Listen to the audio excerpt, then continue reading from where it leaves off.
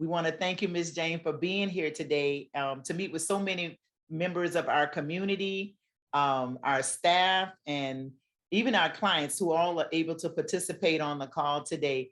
Ms. Jane, you are, I'm going to just say this because I know you'll know where this came from. You are a can-do, get it done person.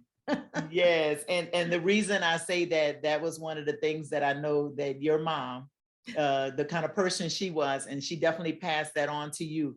And the work that you're doing with Hug Your Baby throughout the country. I've had a chance to, many of us have had a chance to see Miss Jan Tedder over the years at national presentations, present Hug Your Baby. So we extend a hug back to you for bringing Hug Your Baby to Louisiana and to the many people who are on the call today as we are celebrating World Black Breastfeeding Month and Black Breastfeeding Week and the whole entire month. And every day it's about breastfeeding. And thank you so much for being here with us today. And so at this time, I'd like to turn it over and Liz will actually give a little information on Miss Jan. And Miss Jan, thank you for being with us. And we look forward to celebrating the evening with you. So thank you so much. So Liz. Hello, everyone. Jan Tedder is a nurse practitioner and lactation consultant with decades of experience in primary care and in lactation support. She's researched and developed Hug Your Baby, an evidence-based educational program available in 50 countries and travel nations around the world. A published author and an international educator, Jan was honored as the North Carolina Maternal Child Nurse of the Year, the 2020 American Nurse Association's Initiative Nurse of the Year, and one of the 2021 Great 100 Nurses of North Carolina, Miss Jan Tedder. Thank you. Thank you. Well, it is nothing but a joy to be with my colleagues in New Orleans. And of course, one day in my life, I hope to come visit you in person. But for now, it's lovely to get to share something that I care so much about. And I'm sure that each of you would not be here if you did not care about the amazing opportunity we have as birth, lactation, and parenting professionals to help parents understand their baby's behavior, understand their baby's development, and see how that behavior and development connects to their experience of feeling close to their baby, nurturing their baby, and meeting their breastfeeding goals. So I thought I'd start with a couple of your patients I could imagine, certainly mothers I've met. This mother saying, "Why won't you look at me? You must not love me." Or this mother saying, "You wiggle and squirm off and on all night long. You're not getting a good night's sleep." Or this daddy who says, "She cries more now this week while she's 2 weeks old than last week. I'm not much use around here." So what's interesting about these three parents, they are all describing a baby's behavior, but they are interpreting that behavior as a parenting or a breastfeeding problem, when actually they are describing normal infant behavior, but they are misunderstanding that infant behavior, and it really impacts their experience of being a parent, their confidence to be a new parent. So that's what we're going to be thinking about for the next hour or so. So all of us know it's a big job to be a big parent, be a good parent, even in the best of times. And unfortunately, we have not been in the best of times this past year. We all know that postpartum depression, postpartum anxiety is really on the rise. We know that that impacts a parent's confidence and their ability to really care for the baby like they want to. So what is it that today's parents want and need? Well, I'm delighted that they want us to be inclusive in our language, to be multicultural in the images and the videos we share. They want us to be evidence-based. I mean, they care about our experience being a parent or what it was like when I was a new mother, but really they want us to base our teaching on what the evidence says matters and works in families these days. They want us to consider the fact that we all learn differently. We have different learning styles, and so we need to address those learning styles. But mostly they want us to to experience with them that their baby is the most awesome creature in the whole world, right? I mean, we all know that great passion you have as a new parent. So the way we teach, the way we connect with families really can either communicate or not communicate that you and your baby are so very special. So let's think about today. We're going to look really briefly at some child development, lactation, and pediatric literature and what it teaches us about the power of sharing a baby's behavior with a family. So we'll start with the child development literature and the umbrella term that's called responsive parenting. How is it that a parent can be that kind of parent that looks at and responds to that baby in that beautiful way I know that all of us have seen and even experienced ourselves.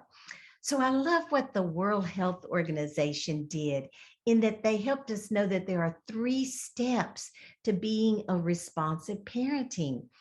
That first, a parent has to simply notice a baby's behavior. Secondly, they have to understand and accurately interpret that behavior, and then they can take positive actions with that baby. And when a parent can do those 3 things, that responsive parenting matters. So let's think about those 3 parents we started with.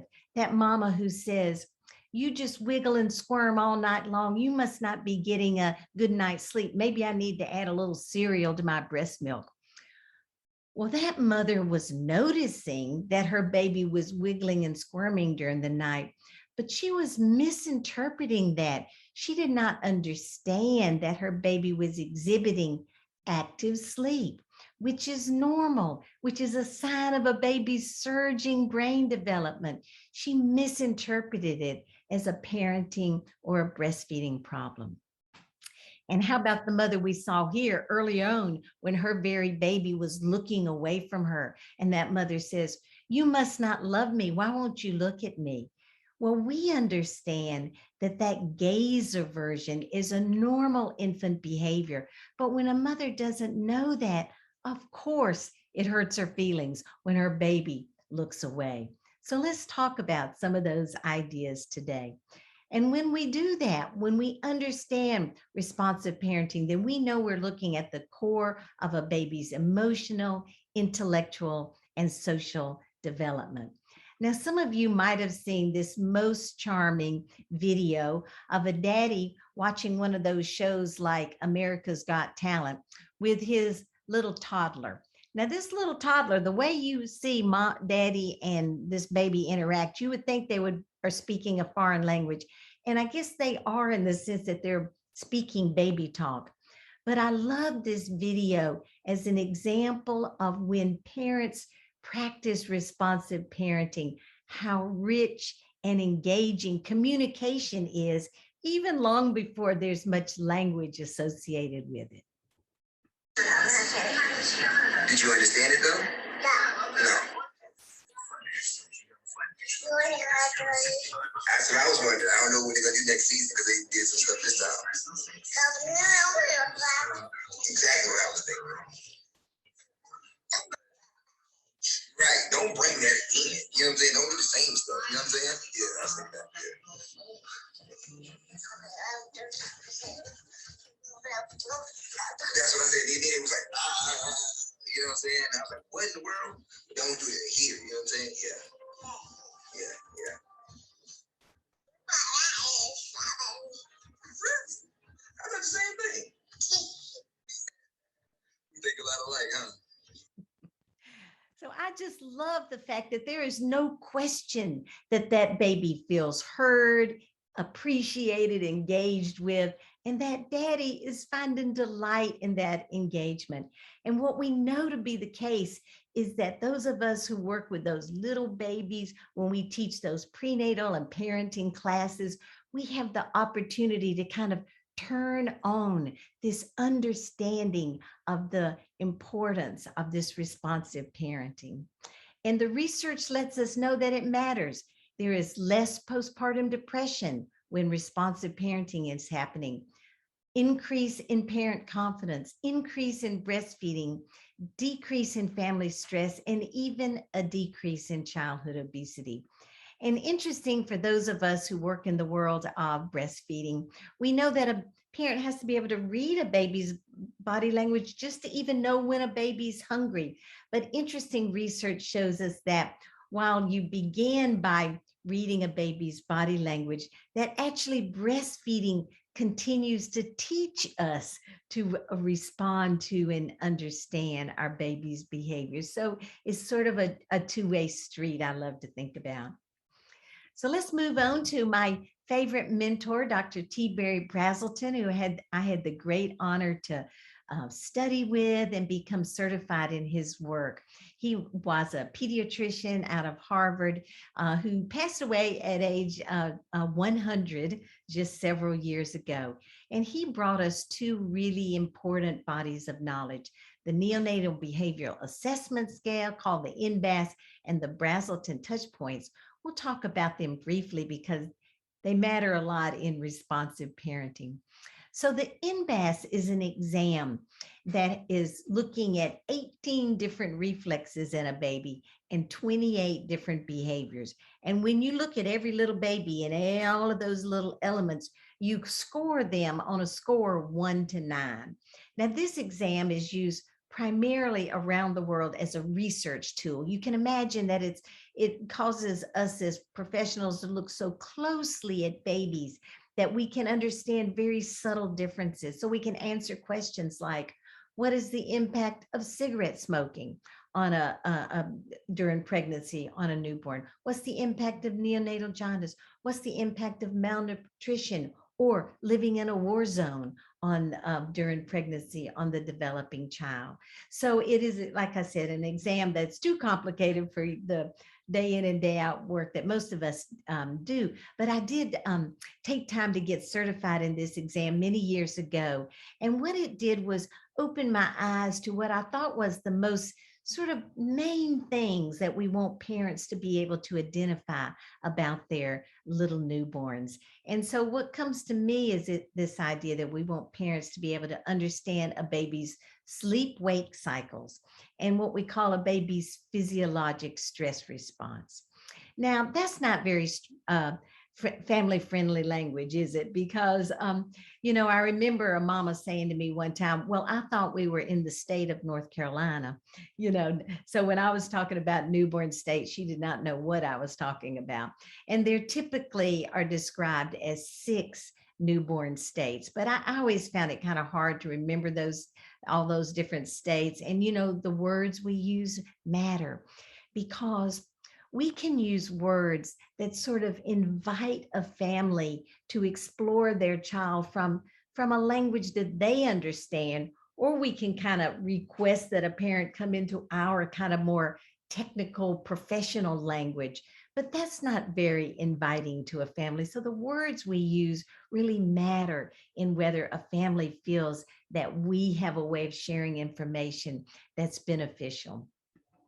So Hug Your Baby decided to let go of that word newborn states, and instead we refer to the 3 newborn zones. And I think today's parents, you hear people say zones all the time. He's in another zone. She's zoned out. We're going to a different time zone. They have this idea that zone has to do with sort of a lot of components of how a baby or how a person is doing. And so this is really an easy idea to understand, that babies can be in the resting zone when they're getting kind of drowsy and going off to sleep, the ready zone when they're ready to eat or they're ready to play. And then babies can, as we all know, get into that fussing and crying zone. And I like to think of it as kind of a rebooting zone like our computers do. Now, the second idea that I like to communicate to parents is when your baby is sending out a physiologic stress response like this baby's doing. She's getting jittery. She's kind of red in the face. She's sort of bouncing around on the table. And there's some babies that are more likely to have this stress response, babies with neurological challenges, premature babies, babies who need to be under those Billy lights. But again, I don't like that language at all, because once again, I had a very smart mother say to me, don't tell me my baby is stressed out already. So they don't like that word stress. So instead, what Hug Your Baby does is we say that your baby is sending out an SOS. An SOS. We know that if you're on that deserted island and a boat's floating by, you send out an SOS and it means help me, help me. So when a baby sends out an SOS, they're just asking for a little help, a little support. So I spent about 10 years of my life putting together this short video, this 20-minute video about understanding a baby's behavior. And we're going to watch just a little 5 minutes of it here, identifying when a baby sends out an SOS and how that felt for a mother to be able to understand that. The second parent skill is recognizing when your baby sends out an SOS. SOS stands for Sign of Overstimulation. All newborns are at times overstimulated as they adjust to being out in the world. Babies born early SOS more often. The first way babies send out an SOS is with changes in their body's skin color, movement, and breathing. This baby, who was born a few weeks early, shows these body SOSs. See how his face turns a bit red in color? His muscles jerk and shake, and his breathing gets faster. The second way babies send out an SOS is with changes in their behavior, spacing out, switching off, and shutting down. This baby demonstrates the first behavioral SOS, spacing out. Watch as Jan plays with the baby by shaking a rattle. The baby begins to look like she is staring into space. Spacing out is a sign of overstimulation. This baby demonstrates the second behavioral SOS, switching off, described in the medical literature as gaze aversion. The harder the mother tries to get the baby's attention, the more the baby looks the other way. This switching off is a sign that the baby is trying to manage the amount of stimulation she takes in. Mothers are relieved to learn what this behavior means, and that it is not a sign that the baby is rejecting her. This baby demonstrates the third behavioral SOS, shutting down. Again, we see Jan playing with the baby. Though the baby is momentarily engaged with this play, she soon begins to get drowsy and shuts down as a response to too much stimulation. When you notice your baby having an SOS, you wonder how to help. You can respond to an SOS by decreasing stimulation and increasing support of your baby. Decrease stimulation by speaking quietly to the overstimulated baby. Increase support by holding your baby's hands against his chest or gently swaying him. Putting your baby skin to skin or breastfeeding him will also decrease that SOS.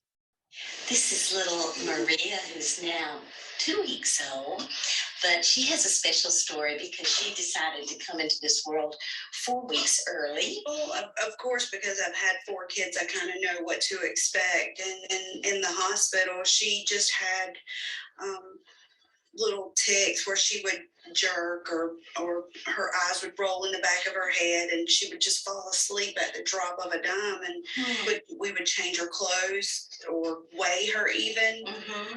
The startle reflex would just be really too much for her. She would turn beet red and scream, and just it seemed so traumatic. Next, you explained to me about premature babies being overstimulated and how they can shut down to keep from processing that information so it doesn't overstimulate them. They kind of shut down, and you gave me some information that showed me how to keep her from going to be overstimulated. Here she is at only 2 weeks old, and she is already way past her birth weight.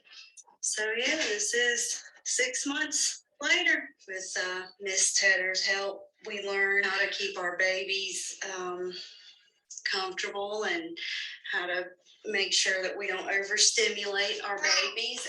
And because of that, we have a 6-month-old superstar. When I tell people she's a preemie, they just laugh and say, yeah, right.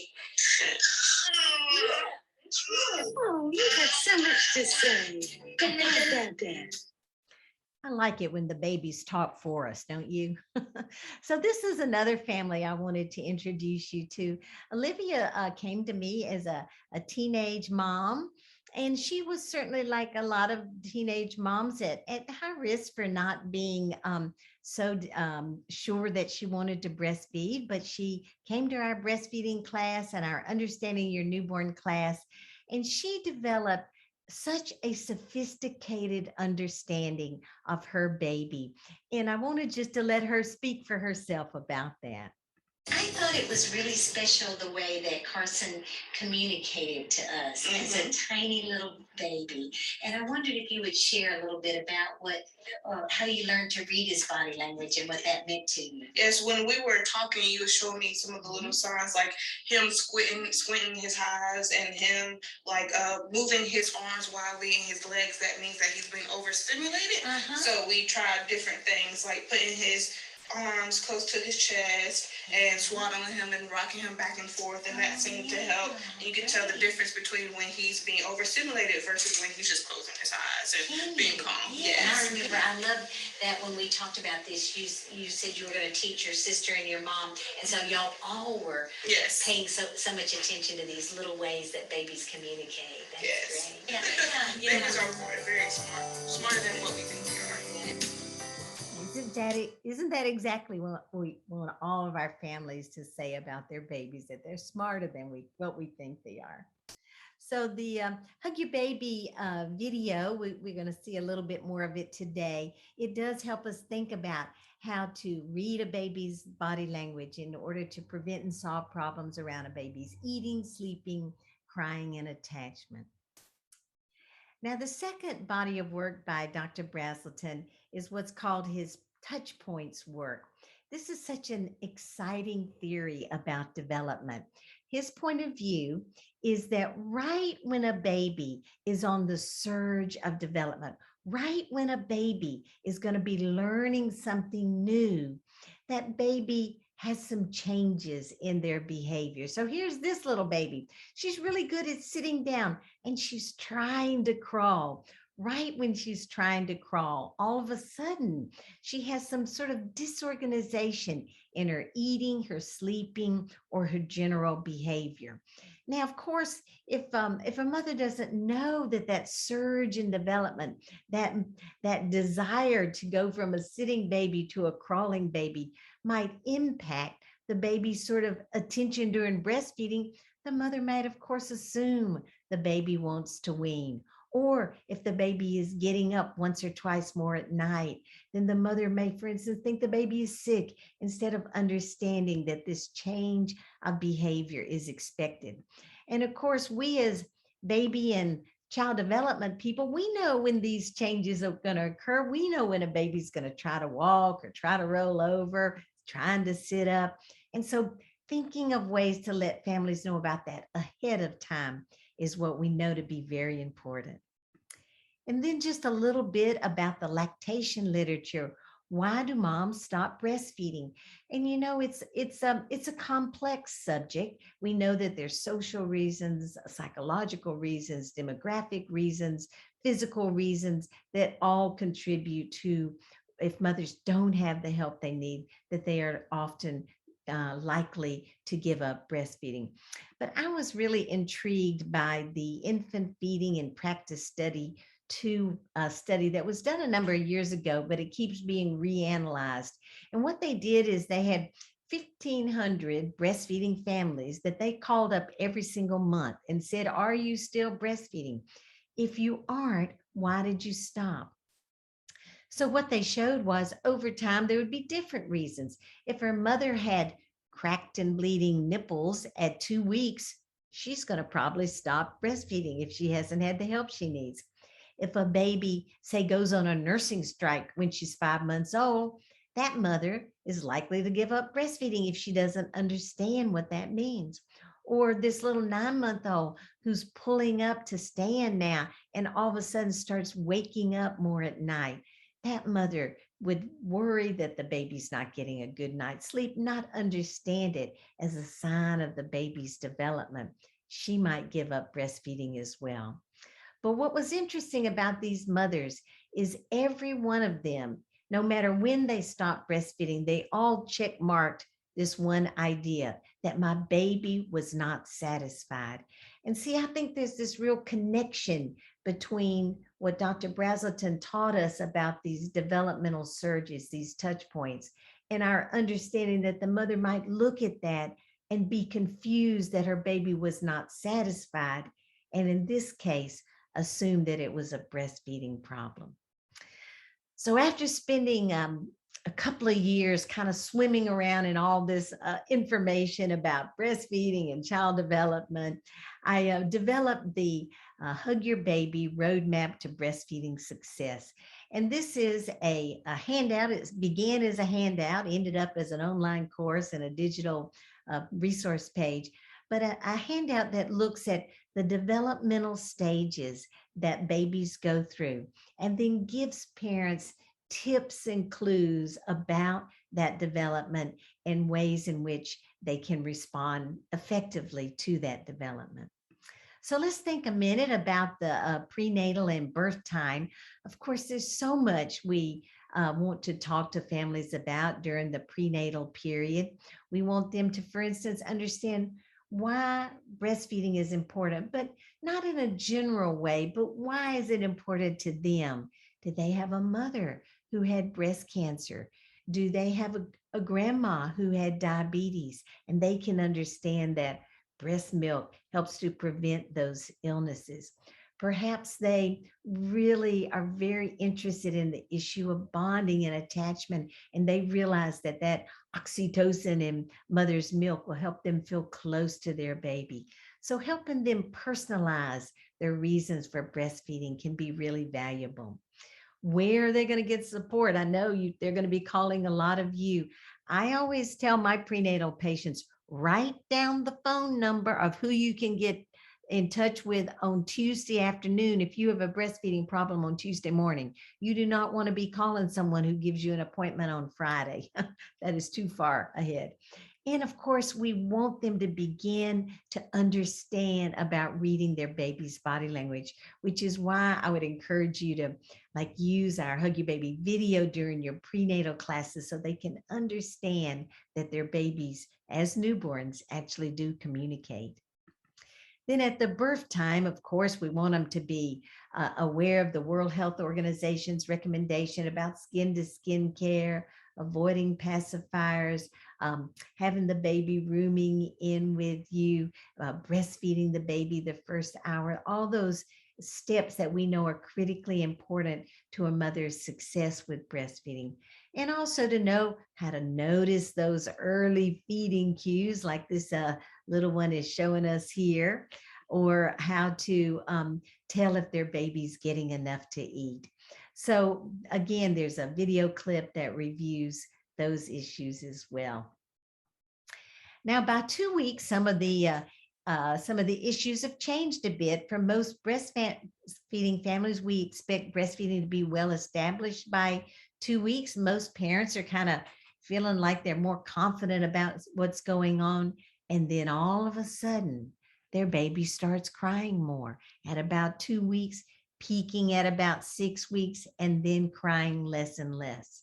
Now, that is what we know to be normal behavior in a baby.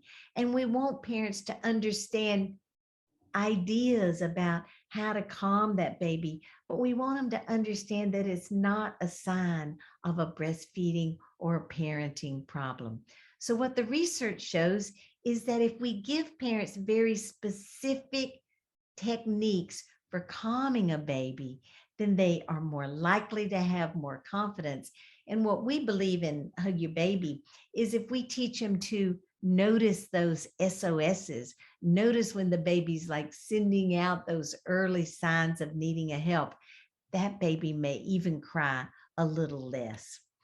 So I thought you might be interested in a little lullaby here.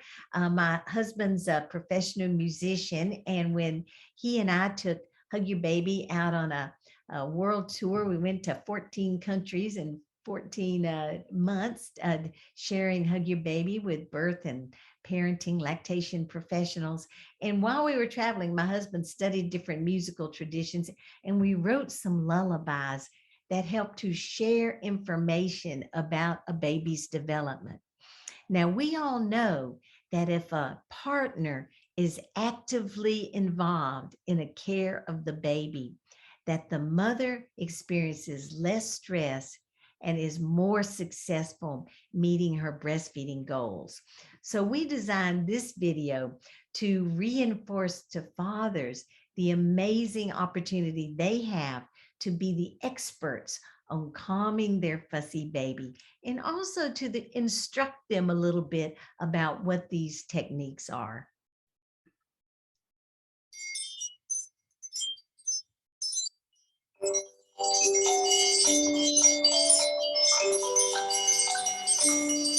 My daddy knows how to help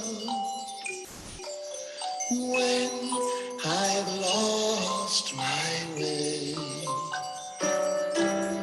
He holds my hands to my chest, softly calling my name.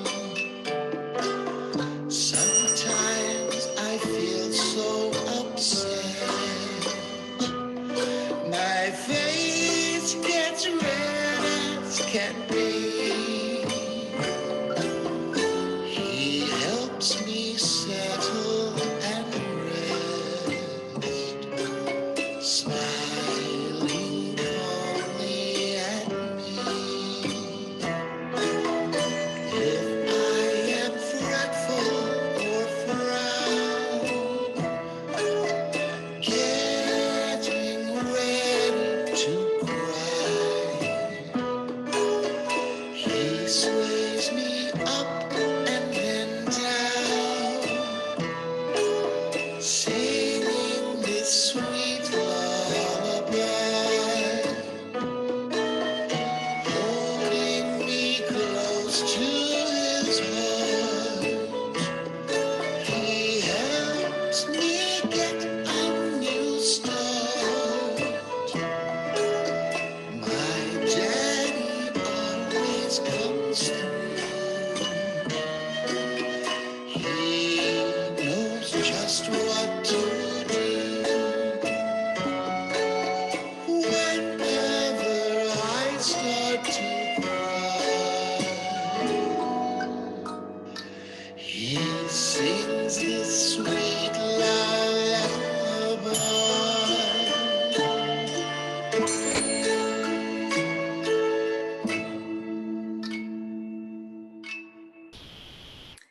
So if you're interested in those lullabies, you can access those for free on our website. So let's move on to that 1 month old. Well, at 1 month, we really want those parents to start understanding the difference between deep and active sleep. What the literature is really clear about is if a parent is confused and is all the time waking up and trying to interact with a baby who's actually in active sleep, that the mother can become frustrated, give up breastfeeding, and actually has a significantly increased risk of postpartum depression. So we want those mothers to understand that babies spend about 60% of their time in active wiggly sleep and only 40% of their time in still deep sleep. And babies born early spend even more time in that active sleep.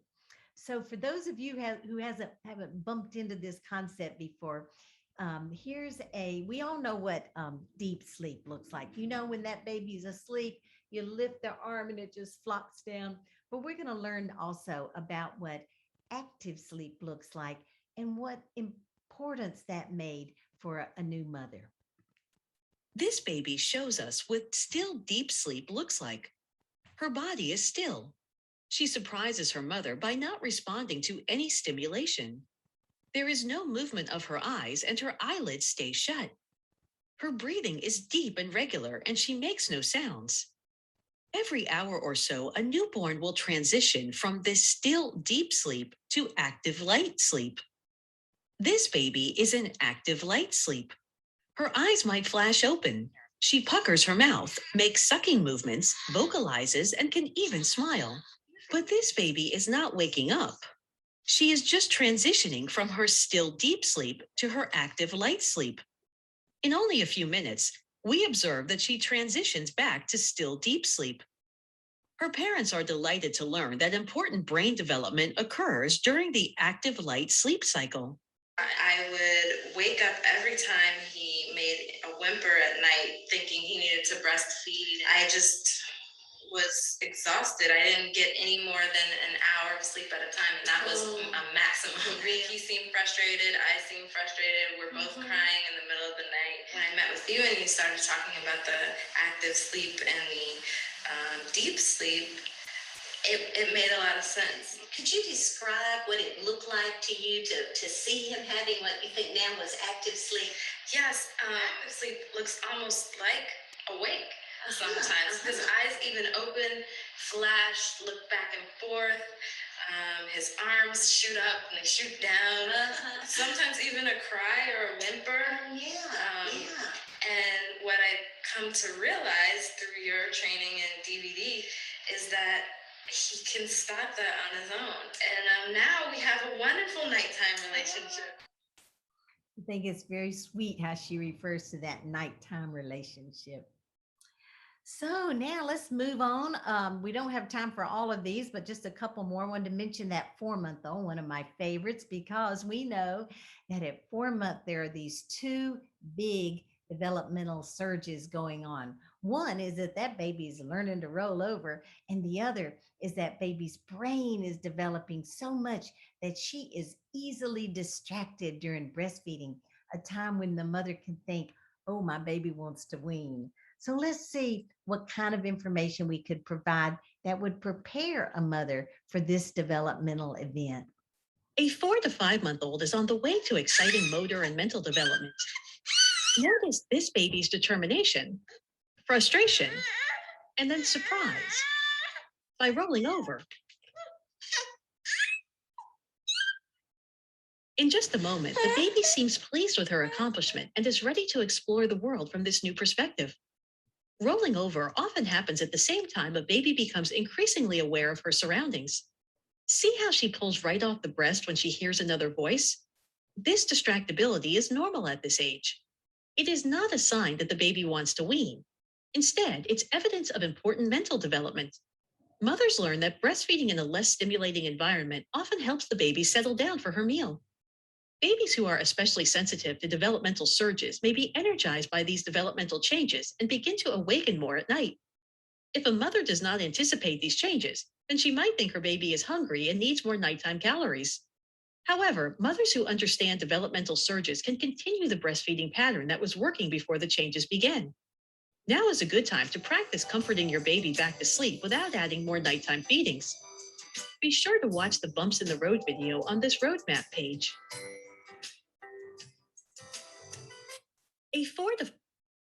So again, the roadmap is set up where each of these items in red has a 1 to 2 minute video that's attached with it to help the parent understand what's going on in that baby and some tips about managing and appreciating those developmental surges. So there's always so much to talk about in a short hour, but I'd love to share with you one of the ideas that Hug Your Baby helps to teach about how we teach, because I was inspired by this quote I read one day that says, parents don't care how much you know until they know how much you care. And isn't that the truth? Isn't it the truth that what parents want us to know, they want to feel is that we really care about what's going on with them and their baby. And so we developed 3 Hug Your Baby strategies, but I'm just going to mention one of them today, the see, then share.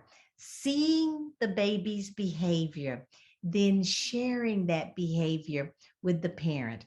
Now, you may be surprised that we're going to borrow from the world of sports because all of us have had the recent experience of watching the Olympics on TV, and we became very accustomed to hearing both broadcasting and commentating.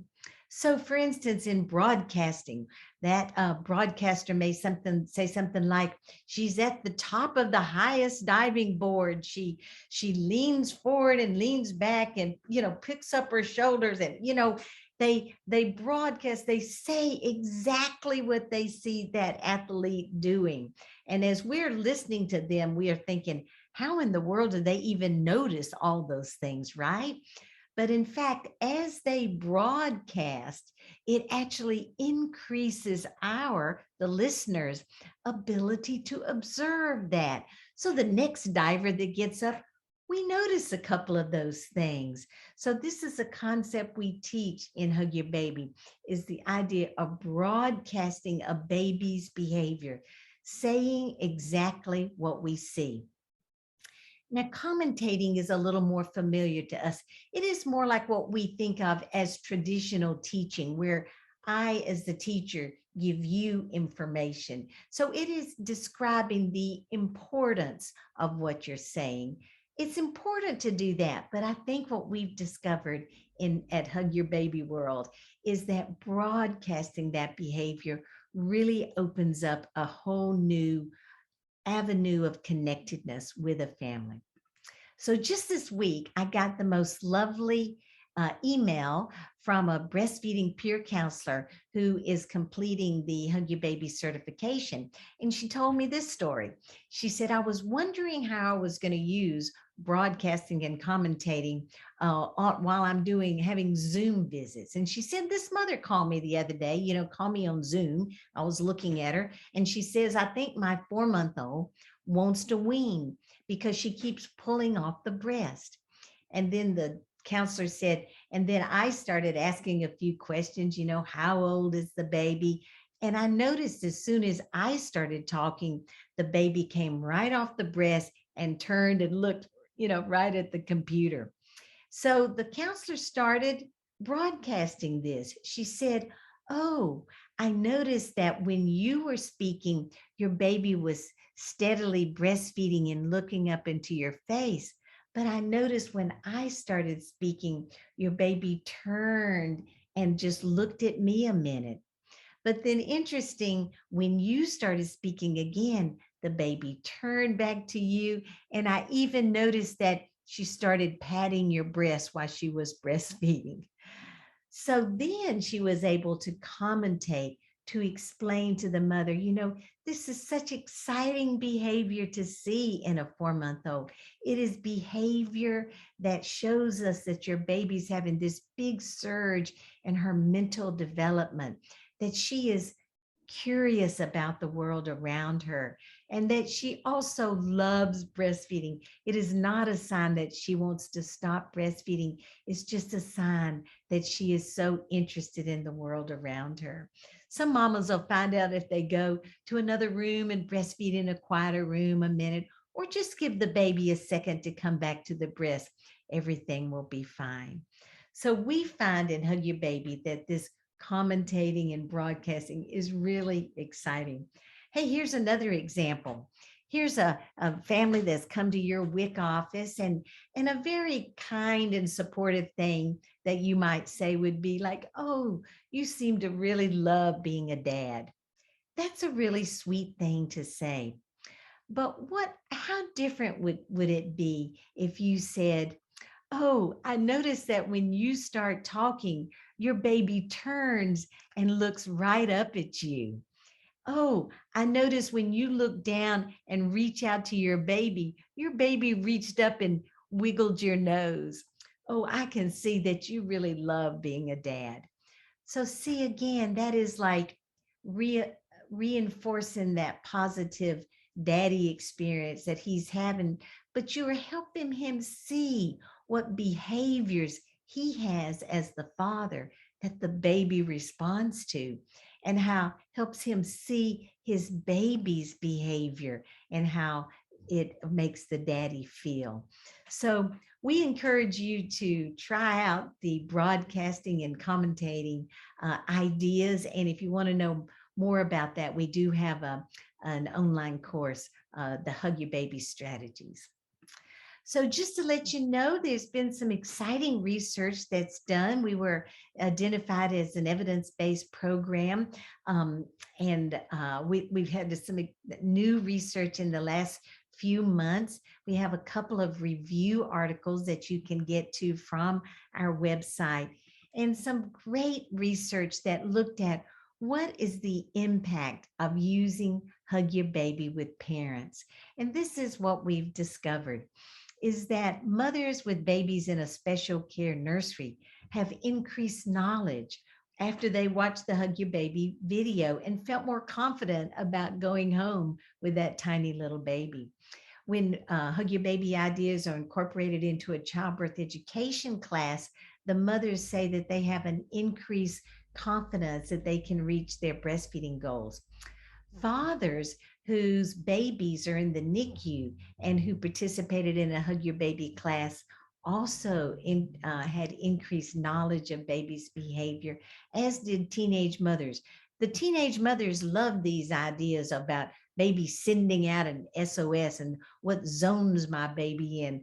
They felt like those were words that they could understand. And then I want you to know that a new study has just been completed and is off to publication in an international journal on the impact of teaching a Hug Your Baby class to Japanese mothers, a big study with a big control and intervention group. And what they showed at the end of that study is that the Japanese mothers had decreased anxiety, increased knowledge of a baby's behavior, but even more exciting, they had decreased postpartum depression. I mean, it's profound, the impact of helping parents understand their baby's body language. We've had a number of published articles in peer-reviewed journals about the impact of using this material with nursing students, with Japanese mothers, with doulas. Most recently, we completed a second study, one with New Mexico WIC and another just now off to publication, Nevada WIC, where it showed that these WIC professionals who took just this 2-hour online course had an increased knowledge of how child development impacts breastfeeding and an increased desire to teach that to their parents. So we're pretty excited about that. And just a little bit about some of the resources that are available for you. Certainly we have some resources for parents and for professionals. And as I mentioned, we have these online courses. There are 3 of them that are 2-hour online courses with a very convenient come and go format, helping parents understand their baby, the roadmap to breastfeeding success, and the hug strategies. And then for those who would like to take all of the Hug Your Baby program, if you take the additional certification program, then you become a certified hug teacher. We give you the PowerPoint and slides and script to use to help educate the parents you serve. I also want you to know that ever since COVID started, I have begun teaching a 2-hour preparing for breastfeeding class for parents. And I offer this once a month at no charge. And I've just had about 1,000 parents come through my program. And it's really been exciting because when parents get this information prenatally, they know what problems to watch for, when to get help, and how to get help. And I've invited professionals like yourself to join this class sometime if you're interested in maybe thinking of some other ways to teach your breastfeeding class, or if you don't have a local Zoom breastfeeding class in your community, I'd be happy for you to send all your parents to my Zoom class. It's really been exciting, and I'm going to continue it because it seems like the pandemic is with us for a bit longer. As I mentioned, the roadmap handout is available as a handout. the front of the handout showing the roadmap and the back with tips about managing these issues. But what I wanted to let you know is the other thing that we worked on during the pandemic was we put all of these Hug Your Baby resources onto one resource page. And all of these resources are available in both English and Spanish.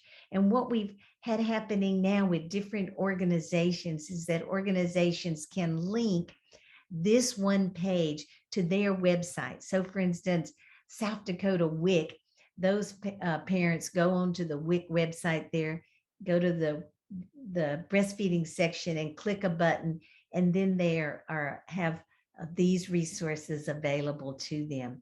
And we have been using these resources with a number of WIC organizations, have begun reaching out to some hospitals and some parenting organizations as well. So at the top of the page, they see the 20-minute parent education video that you've seen a little bit of, the zones and SOSs, helping the crying baby, helping the baby sleep well. Then there is a lovely little handout that can either be read online or downloaded. Then as they pull down the page, they'll see in both English and Spanish the roadmap, and all of the little red descriptions in the roadmap connect to a 1 to 2 minute video that they can watch. So for instance, if a parent calls you and it's clear that the parent doesn't understand the difference between active sleep and deep sleep, they could go onto that site, click the 1-month-old, and they would see that part of the video about deep sleep and active sleep. In addition, down further in the page, we have a short little newsletter for each of those developmental times as well. And it was fun to put these newsletters together. They're brief, but they have links to the videos that are age appropriate. And what's exciting to me is some of the family stories where we have families that'll be very much like the families that'll be wondering about this bump in the road. What is happening with my 1-month-old who wiggles and squirms all night long? And they can go and read this little, you could refer them to this little family story. So now just thinking about, what's next, I'd like you to know as individuals, you can certainly just go to our website, attend our free prenatal breastfeeding class if you'd like, take one or several of the online courses, and you can access the DVD and the roadmap through our store, just a small amount for your practice if you'd like. But I'm also interested in working with some groups in organizations in Louisiana, in your area. For instance, it'd be lovely to work with the statewide WIC program and to see if these the digital parent resource page might be of interest to that organization. And I know that there are a number of parenting organizations that with us today, and some hospitals represented as well. And so we do have group discounts and ability to make these resources available. We usually encourage 1 or 2 people within that organization to take all of the Certified Hug Teacher course so that they can act as sort of champions and motivators for the program and the use of the materials within their organization. So as I was thinking about making this very short presentation today, it occurred to me that some of the leadership from this area attending today might have some additional questions. So I went ahead and set up a little 30-minute Q&A session for a week from now. If you don't have any questions, that's fine. You're certainly welcome to call me directly or email me. But if it would be helpful to come together next week for just 30 minutes to ask any questions, I'll be available. And I will send you a link after the program this afternoon, which will both allow you to upload your certificate for completing this 1-hour program. It'll also have links to our online courses, to the digital parent resource page, so you can explore that a little bit more.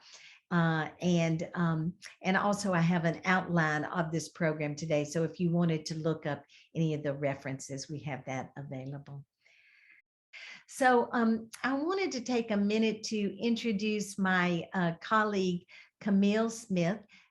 Camille is worked many decades, not to tell people how old you might be, Camille, but many decades at the CDC, the Center for Disease Control, where she had an expertise in developing parent education programs, analyzing programs really across the United States and even around the world. She is an expert in studying the work of home visitors, early childhood educators, parent educators.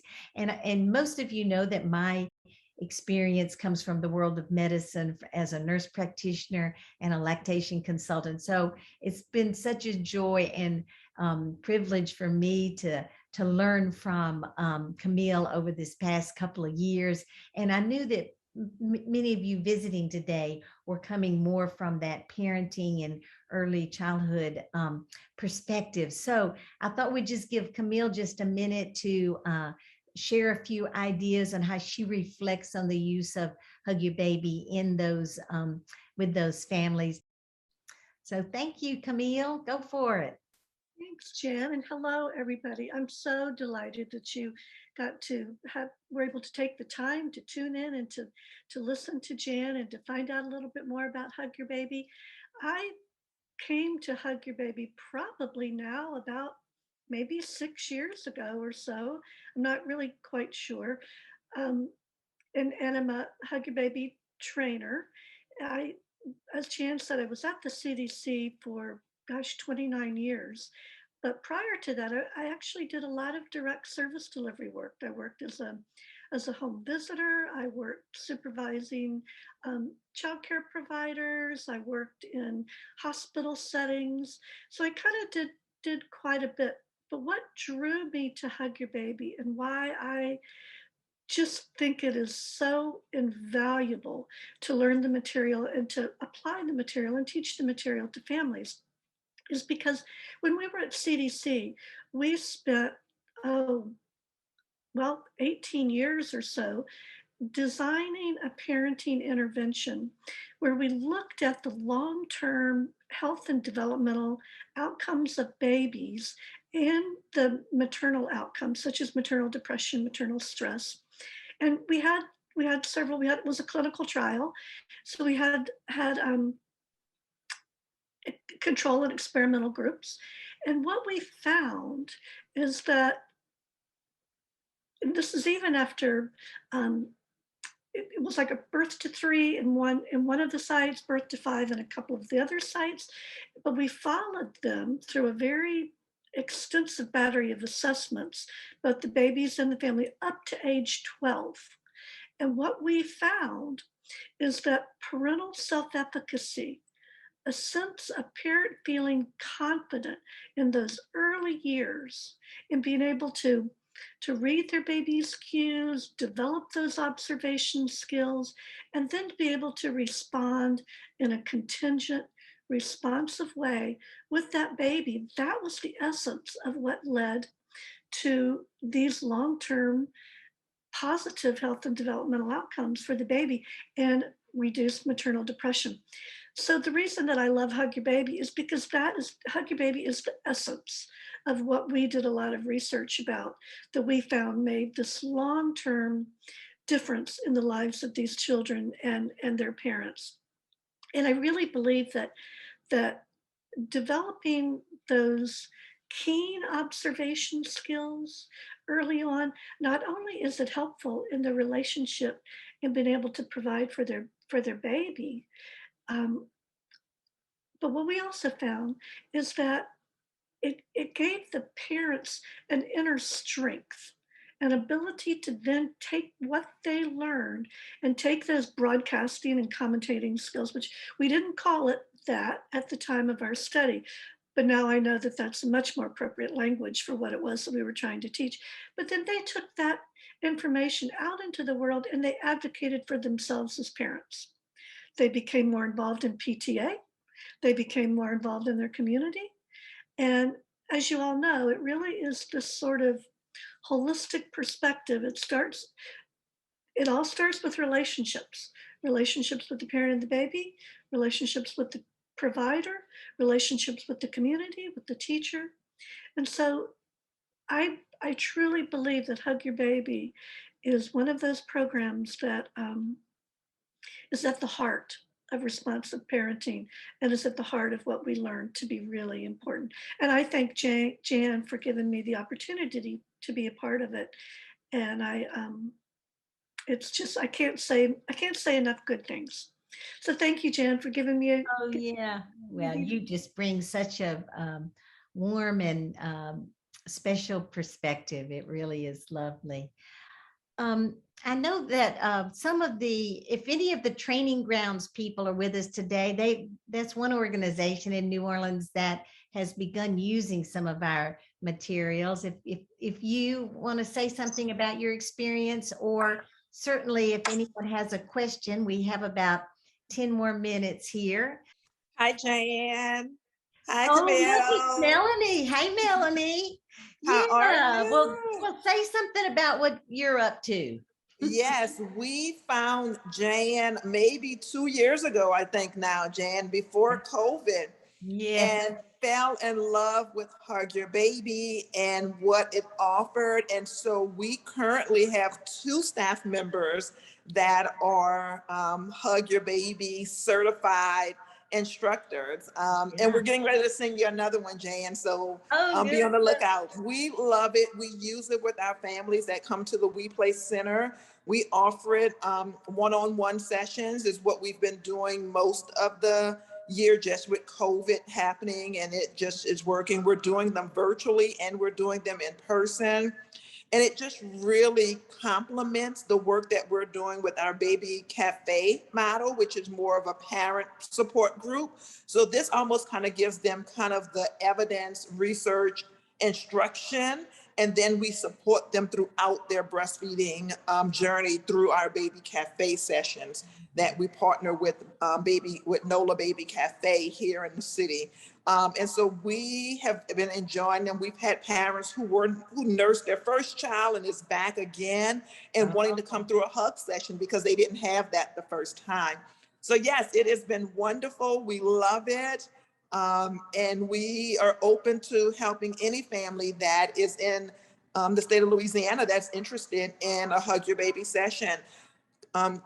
Tayshawn is our lactation consultant and our Hug Your Baby instructor, and she is not with us today because she is actually doing the Kellogg, a child-friendly city, a breastfeeding city is a baby-friendly city series, and so she's representing us on that panel today. But we love it and can't say enough good things about how effective it's been and supportive for our families that we work with.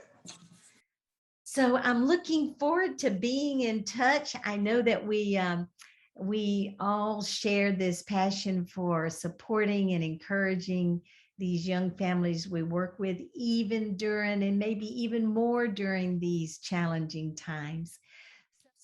So if we don't have another question, we can end with a lullaby. Any more questions before we have a final lullaby? I certainly, like I said, next week, if any of you want to meet for just a few minutes and ask a question, that'll be fine.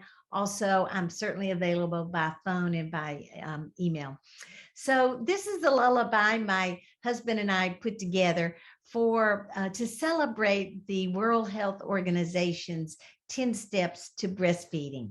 You know, those are the 10 steps that are involved in baby-friendly facilities. So I thought you might enjoy this that helps to celebrate the importance of the close family connection, but also the importance of families knowing what steps to take that will enhance their ability to meet their breastfeeding goals. Every baby who's born makes a mother's heart warm. Born in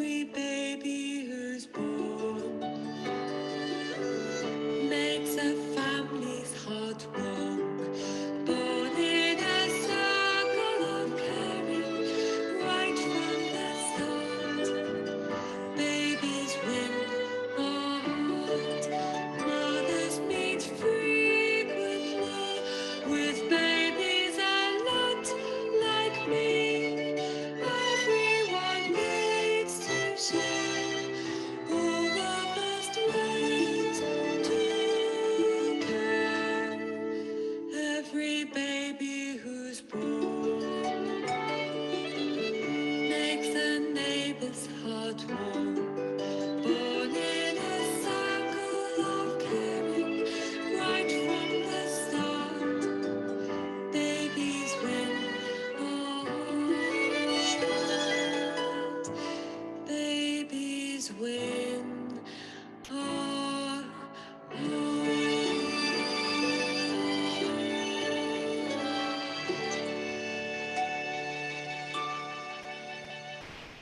Thank you so much, Ms. Jan. Thank you so much. And thank you everyone for participating in today's wonderful presentation by Ms. Jan Tedder, Hug Your Baby.